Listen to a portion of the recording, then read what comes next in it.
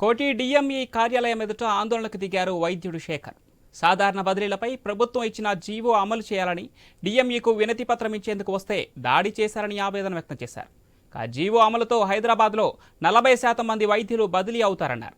బదిలీలను అడ్డుకునేందుకే డాక్టర్లు పల్లం ప్రవీణ్, బొంగు రమేష్, రాథోడ్, వినోద్ కుమార్లు కుట్ర చేస్తున్నారని ఆరోపించారు. ఆ నేపథ్యంలోనే తనపై దాడి చేశారని తెలిపారు.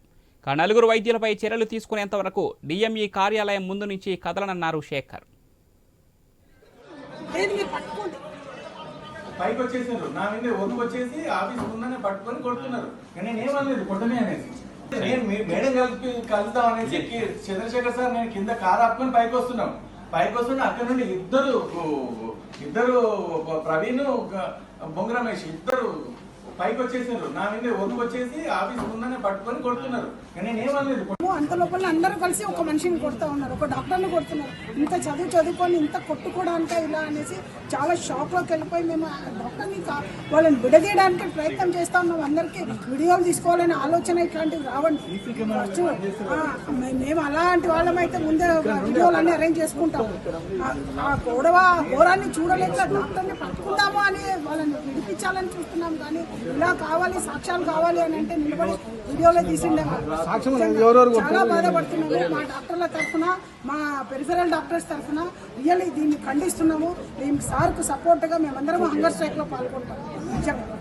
ఈ రోజు తెలంగాణ వ్యాప్తంగా జనరల్ ట్రాన్స్ఫర్స్ మీద ఉన్న బ్యాన్ ని ఎత్తివేయడం వల్ల సీఎం గారికి ధన్యవాదాలు తెలిపే ప్రోగ్రామ్ తో, అదే విధంగా ఏదైతే జనరల్ ట్రాన్స్ఫర్స్ ట్రాన్స్పరెంట్ గా జరగాలి, ఎలాంటి అవినీతికి తావుండవద్దు అని చెప్పడానికి డిఎంఈ గారికి రిప్రజెంటేషన్ ఇవ్వడానికి వచ్చాం.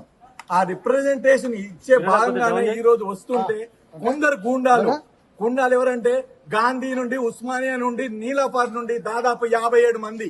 ఈ 57 మంది నా మీద, ఎందుకంటే వీళ్ళు అసోసియేషన్ పేరు మీద, అసలు ఇది టీజీడీఏ అనేది Telangana government association, Telangana government recognition ఇవ్వలేదు. ఇది ఎప్పుడంటే 2012 లో ఆంధ్రప్రదేశ్ లో సమైక్య ఆంధ్ర ఉన్నప్పుడు రిప్రజెంటేషన్ వాళ్లకు రికగ్నేషన్ ఇచ్చిండ్రు. ఆ తర్వాత అసోసియేషన్ యాక్టివిటీస్ లేవు. అసోసియేషన్ లో గొడవల వల్ల, వివిధ కోణాల వల్ల వివిధ సంఘాలుగా డివైడ్ అయిన తర్వాత తెలంగాణ గవర్నమెంట్ వాళ్ళకి రికగ్నేషన్ చేయలేదు. మేము అదే చెప్తున్నాం, రికగ్నేషన్ లేని అసోసియేషన్ కి మీరు ఎట్లా అవకాశాలు